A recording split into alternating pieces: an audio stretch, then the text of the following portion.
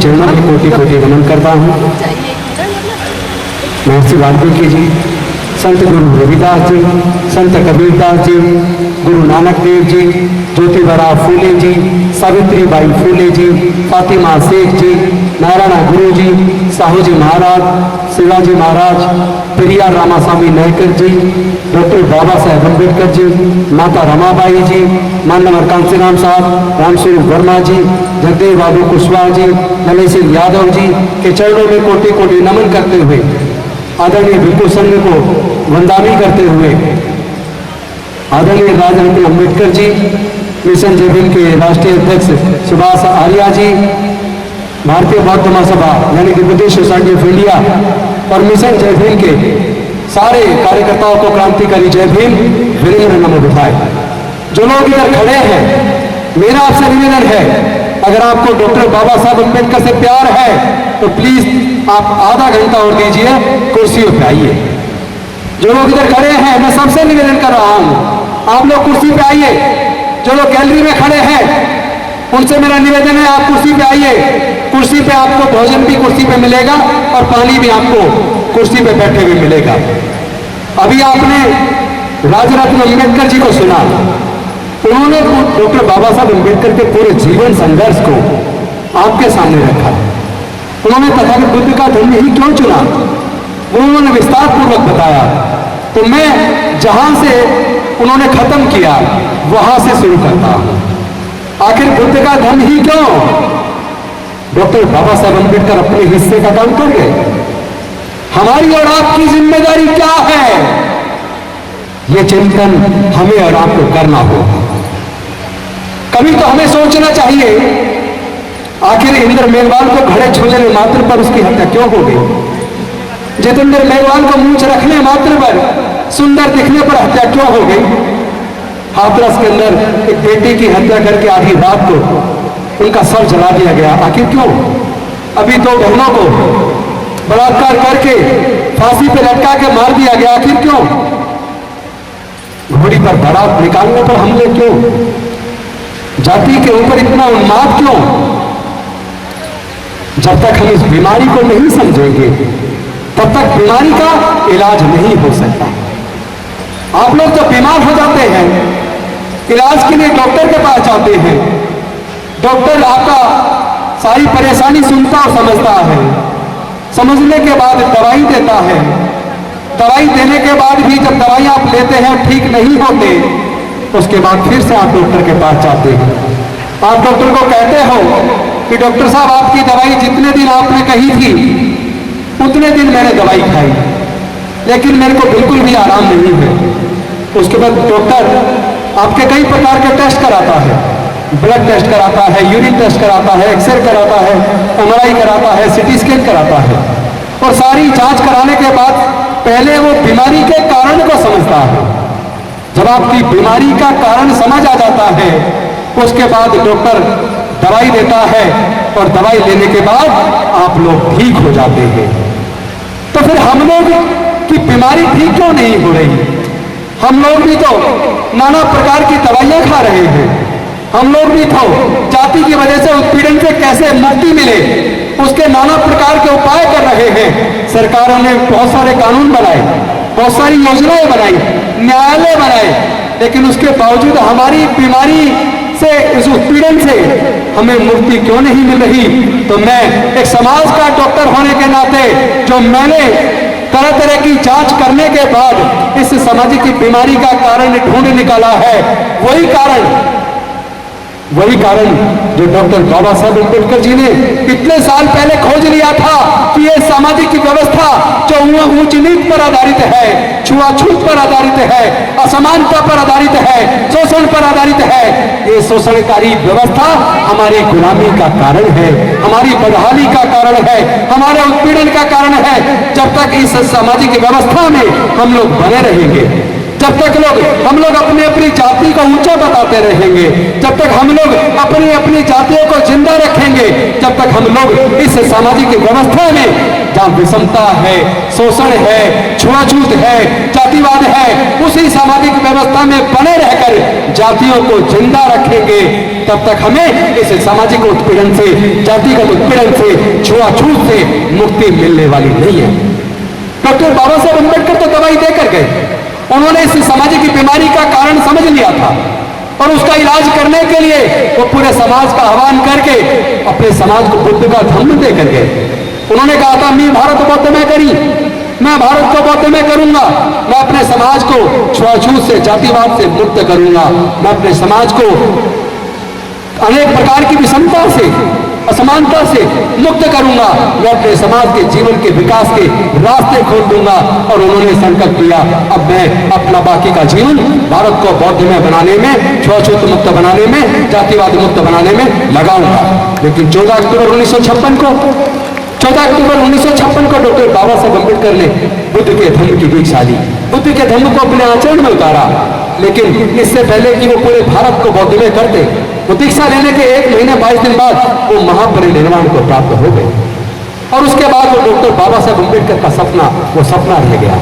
हम लोगों ने बाबा साहब की, ये तो कहा हम बाबा साहब की औलाद है, हमने ये तो कहा हम बाबा साहब के खून हैं, ये तो हमने कहा हम डॉक्टर बाबा साहब अम्बेडकर को मानते हैं, लेकिन शर्म की बात है कि हम डॉक्टर बाबा साहब अम्बेडकर की बात को नहीं मानते। हम लोग डॉक्टर बाबा साहब अम्बेडकर की बात को नहीं मानते। वरना मैं आप सबसे आह्वान करना चाहता हूं, मैं आप सबसे पूछना चाहता हूं, आप लोग जहां बैठे हैं, जहां पे आप अपनी कुर्सी पे बैठे या खड़े हैं, अपनी जगह पर हाथ उठाकर वो लोग समर्थन दोनों हाथ उठाकर करेंगे जो डॉक्टर बाबा साहब का अपने आप को संतान मानते हैं, जो चाहते हैं छुआछूत मुक्त भारत बने, जो चाहते हैं जातिवाद मुक्त भारत बने, जो चाहते हैं विषमता पर आधारित व्यवस्था खत्म हो, जो चाहते हैं न्याय पर आधारित समता, स्वतंत्रता, बंधुता और न्याय पर आधारित, प्रज्ञा पर आधारित, शील पर आधारित समाज का निर्माण हो। एक ऐसा भारत बने जहाँ जाति के आधार पर होने वाले छुआछूत को पूरी तरह से निस्ते नाबूद कर दे, जहाँ हमारी बहन बेटियों की इज्जत को हम सुरक्षित करने, जहाँ कोई घोड़े खरीदने पर हत्या ना हो, जहाँ कोई घोड़ा खरीद को टच करने पर हत्या ना हो, जहाँ कोई मुंह रखने पर हत्या ना हो। अगर आप लोग ऐसा चाहते हैं तो आपको डॉक्टर बाबा साहब अम्बेडकर की बात को मानना होगा, आपको बाबा साहब अम्बेडकर की बात को मानना होगा। जैसा भी राजरत्न अम्बेडकर जी कह रहे थे, आप लोग जातियों में इसलिए बने हुए हो ताकि आपको रिजर्वेशन का लाभ मिले। वैसे तो भंडारी जी ने बताया कि 1990 का जो गवर्नमेंट ऑफ इंडिया का जो ऑर्डर आया कि आप लोग बुद्धिस्ट बनते तो भी आपका रिजर्वेशन खत्म नहीं होगा, लेकिन मैं कह रहा हूं इस लालच को कब तक पकड़े रहे होगे? भाई नौकरियां है कहां? 2 कारणों से हमारे समाज की तरक्की हुई। एक कारण हमारे डॉक्टर बाबा साहब अम्बेडकर जी ने पढ़ाई के रास्ते खोल दिए। हजारों साल तक हमारे लोगों को पढ़ने लिखने का अधिकार नहीं था, हजारों साल तक हमारे लोगों को व्यापार करने का अधिकार नहीं था, हजारों साल तक हमारे लोगों को संपत्ति रखने का अधिकार नहीं था। इसीलिए हमारे समाज के लोग न तो संपत्ति के मालिक बन पाए, न कॉलेज के मालिक बन पाए, न स्कूल के मालिक बन पाए, न अस्पताल के मालिक बन पाए। इसी वजह से हमारे लोग जमीन के मालिक नहीं बन पाए। इसी वजह से हमारे लोग देश की संपदा में, संपत्ति में, व्यापार में, इंडस्ट्रीज में हिस्सेदारी, भागीदारी सुनिश्चित नहीं कर पाए। इसी वजह से हमारे लोग पिछड़ गए और जो कुछ हमें मिला वो केवल डॉक्टर बाबा साहब अम्बेडकर के दिए रिजर्वेशन की वजह से, पढ़ने के अधिकार की वजह से दिया। अगर वो हमारे पढ़ाई के रास्ते ना खोलते, अगर हमारे लिए रिजर्वेशन की व्यवस्था ना करते, हम लोग नौकरी में ना आ पाते। आज हमारे लोग डॉक्टर बन गए, इंजीनियर बन गए, जज बन गए, कलेक्टर बन गए, साइंटिस्ट बन गए, प्रोफेसर बन गए, हमारे लोग मुख्यमंत्री बन गए, हमारे लोग राष्ट्रपति बन गए। लेकिन यहां ताली बजाने से पहले सोच लेना, ईमानदारी से बताइए, क्या मुख्यमंत्री बनने के बाद हमारी समस्याओं का समाधान हो गया? क्या देश के 2 राष्ट्रपति बनने के बावजूद क्या हमारे समाज की समस्याओं का समाधान हो गया? आज भी तो राष्ट्रपति आदिवासी समाज से है, लेकिन दुख तब होता है आदिवासी राष्ट्रपति बनेगा तो कहेंगे आदिवासी राष्ट्रपति, दलित राष्ट्रपति बनेगा तो कहेंगे दलित राष्ट्रपति, दलित मुख्यमंत्री बनेगा तो कहेंगे दलित मुख्यमंत्री, मुख्य न्यायाधीश दलित बनेगा तो कहेंगे दलित मुख्य न्यायाधीश। अरे भाई जब बाकी लोग बनते हैं तो कोई कहता सुना है ब्राह्मण मुख्यमंत्री, ब्राह्मण राष्ट्रपति, सुना है क्या? इसी अंतर को समझिए। ये लोग हमारी इस पहचान को बरकरार रखना चाहते हैं। ये लोग समझ गए जो लोग 16-16 घंटे धूप में काम करते थे, मेहनत मशक्कत करते थे, काम के बदले में पैसे नहीं मांगते थे, इनके पास ये बोलने की ताकत कहां से आ गई? आज ये जुल्म के खिलाफ आवाज उठाते हैं, आज ये आंदोलन शुरू कर देते हैं। उनको समझ आ गया ये ताकत डॉक्टर बाबा साहब अम्बेडकर के द्वारा इनके लिए पढ़ाई लिखाई के रास्ते खोल दिए। इन्होंने पढ़ने लिखने से ज्ञान अर्जित कर लिया, इससे ज्ञान से इनके पास बोलने की ताकत आ गई। और जब डॉक्टर बाबा साहब अम्बेडकर जी ने रिजर्वेशन की व्यवस्था की, उस रिजर्वेशन की व्यवस्था से ये लोग ग्राम प्रधान बन गए, निगम पार्षद बन गए, जिला पंचायत में जीत कर आ गए, एमएलए बन गए, एमपी बन गए, मंत्री बन गए। यहां तक कि मैं आज अगर मंत्री हूं तो डॉक्टर बाबा साहब अम्बेडकर की कुर्बानी और बलिदान की वजह से हूं। लोग कहते हैं कि मंत्री पद चला जाएगा, अरे मंत्री पद तो कुर्बान है अपने समाज के ऊपर। इस समाज की वजह से डॉक्टर बाबा साहब अम्बेडकर की कुर्बानी की वजह से तो मंत्री पद मिला है। अगर अपने समाज की इज्जत सुरक्षित ना कर पाए, अगर अपने समाज की बहन बेटी की इज्जत ना बचा पाए, अगर अपने समाज के ऊपर होने वाले जुल्म के खिलाफ ना बोल पाए, अगर अपने मुद्दों को हम संसद विधानसभा के अंदर ना उठा पाए, तो हम समाजद्रोही हैं, हम धोखेबाज हैं। हमने बाबा साहब के साथ धोखा किया। अब हम धोखेबाज नहीं कहलाना चाहते। जो लोग अपने आप को धोखेबाज नहीं कहलाना चाहते, उन्हें समाज की आवाज को उठाना पड़ेगा, उन्हें समाज के इस आंदोलन को घर घर तक पहुंचाना पड़ेगा। और हम सब अगर बाबा साहब के बच्चे हैं, चूंकि देखिए नौकरियों को खत्म कर चुके, ऑलरेडी देश के सारे संसाधन बेच चुके, जैसा राजरत्न अम्बेडकर जी ने बताया। आज मैं आपका आह्वान करता हूं, हम खुद खुले मन से कह रहे हैं, हमें आरक्षण नहीं चाहिए, आप संभालो अपना आरक्षण। हमें सम्मान चाहिए, हमें स्वाभिमान चाहिए। हमें देश के सर्वोच्च न्यायालयों में, देश के उच्च न्यायालयों में, देश की संसद में, देश की विधानसभाओं में, देश के सारे संसाधनों में, देश के व्यापार में, देश की इंडस्ट्रीज में, देश के सेक्रेटरीट में, हर क्षेत्र में हमें हिस्सेदारी व भागीदारी चाहिए। हमें जमीन के अंदर हिस्सा चाहिए, प्राकृतिक संसाधनों में हिस्सा चाहिए। अब केवल नौकरी की बात बेईमानी हो गई है, नौकरी से काम चलने वाला नहीं है। हमें हिस्सेदारी भागीदारी की मांग करनी होगी और इस लड़ाई को हमें लड़ना होगा। हम जानते हैं हम इस लड़ाई को लड़ेंगे, हम इस लड़ाई को जीतेंगे। जीतना हम जानते हैं, बाबा साहेब ने जीता था, तो बाबा साहेब के बच्चे भी जीतेंगे, बाबा साहेब के बच्चे भी जीतेंगे। लेकिन इस जीत में अगर हार मिलती है, अगर कोई कमजोरी दिखती है, तो उसका एक ही कारण है कि हम लोग जातियों को जिंदा रखे हुए हैं, हम जातियों को बनाए रखे हुए हैं। मैं पूछना चाहता हूं, अगर जाति कुदरत ने बनाई है तो अमेरिका में जाति क्यों नहीं है? फ्रांस में जाति क्यों नहीं है? जर्मनी में जाति क्यों नहीं है? ब्रिटेन में जाति क्यों नहीं है? चाइना में जाति क्यों नहीं है? जापान में जाति क्यों नहीं है? ऑस्ट्रेलिया में जाति क्यों नहीं है? न्यूजीलैंड में जाति क्यों नहीं है? कोरिया में जाति क्यों नहीं है? पूरे दुनिया के अंदर जाति नहीं है। जाति है तो केवल भारत के अंदर है।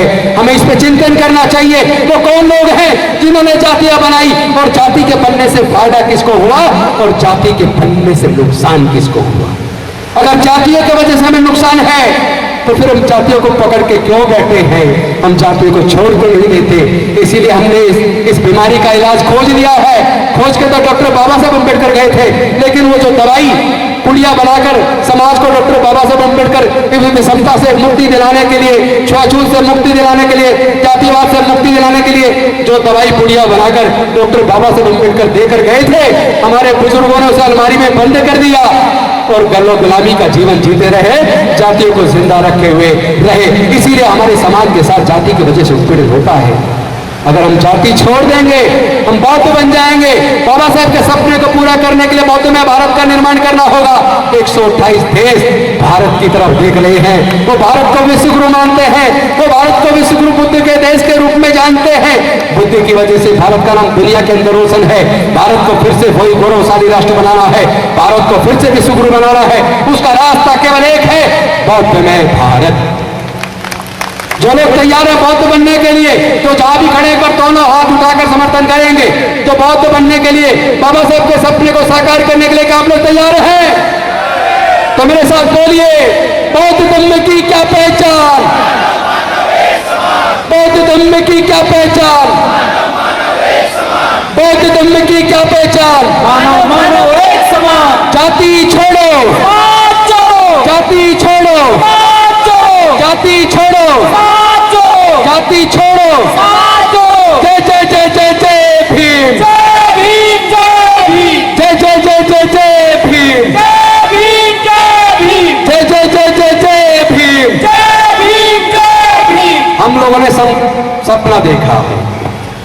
हम लोगों ने संकल्प लिया है कि डॉक्टर बाबा साहब अम्बेडकर, अगर हमारे शरीर के अंदर खून है, अगर हम आपके बच्चे हैं, तो 2025 तक भारत में 10 करोड़ लोगों को हम बुद्ध के धम्म में लेकर आएंगे। अपने बुजुर्गों की सांस्कृतिक विरासत को मजबूती प्रदान करने का काम करेंगे। उसका संकल्प इस साल हमने 10,000 लोगों को दीक्षा दिलाने का संकल्प लिया था, लेकिन मुझे आप सबके साथ साझा करते हुए खुशी हो रही है, इसी अक्टूबर के महीने में भारत के अंदर 1 लाख से ज्यादा लोग बुद्ध के धम्म की दीक्षा ले रहे हैं। आज ही दीक्षा भूमि नागपुर में दीक्षा हो रही है, आज ही राजकोट के अंदर दीक्षा हो रही है, आज ही गुजरात के अमरेली में डिस्ट्रिक्ट दीक्षा हो रही है, आज ही जोधपुर में, उदयपुर में, अजमेर में, जयपुर में दीक्षा हो रही है, आज ही इंदौर में दीक्षा हो रही है, भोपाल में दीक्षा हो रही है, बौद्ध में दीक्षा, बोधगया में दीक्षा हो रही है, पटना में दीक्षा हो रही है, लखनऊ में दीक्षा हो रही है, कानपुर में दीक्षा हो रही है। किस किस शहर का नाम लूं? तमिलनाडु में दीक्षा हो रही है, तेलंगाना में दीक्षा हो रही है, कर्नाटका में दीक्षा हो रही है। और मुझे बताते हुए खुशी हो रही है, 25 लाख में स्पेशल एक फ्लाइट स्पाइस जेट बुक करके 25 लाख रुपए में 150 डॉक्टर तमिलनाडु के चेन्नई से कल रात बौद्ध में भारत का एक पूरा विमान बुक करके बाहर छपवा के बौद्ध में भारत, बाबा साहब का सपना बौद्ध में भारत, वो विमान पूरा 150 डॉक्टर 25 लाख एक तरफ का किराया देकर आने जाने का पूरी फ्लाइट बुक करके वो लोग तमिलनाडु के चेन्नई से कल शाम दीक्षा भूमि नागपुर आए हैं। तो पूरा भारत बापू की तरफ चल चुका है। चलो बुद्ध की ओर, और साथी चलो बुद्ध की ओर। देखो छाए भी हो गई। भीम बुलाता है तुम्हें, जय भीम बुलाता है, अब तो चलो बुद्ध की ओर। मिशन जय भीम बुलाता है, अब तो चलो बुद्ध की ओर। मिशन जय भीम बुलाता है, भीम बुलाता है हमें, जय भीम बुलाता है, अब तो चलो बुद्ध की ओर। मिशन जय भीम बुलाता है, अब तो चलो बुद्ध की ओर। मिशन जय भीम बुलाता है, अब तो चलो बुद्ध की ओर। मिशन जय भीम बुलाता है, भीम बुलाता है, मिशन जय भीम बुलाता है, भीम बुलाता है, मिशन जय भीम बुलाता है, अब तो चलो बुद्ध की ओर। मिशन जय भीम बुलाता है, अब तो चलो बुद्ध की ओर। मिशन जय भीम बुलाता है, भीम बुलाता है, मिशन जय भीम बुलाता है, अब तो चलो बुद्ध की ओर। मिशन जय भीम बुलाता है। बहुत धन्यवाद। जय भीम, नमो बुद्धाय। धन्यवाद सर, आपके शब्दों ने हम सब में के रक्त में क्रांतिकारी संचार कर दिया है।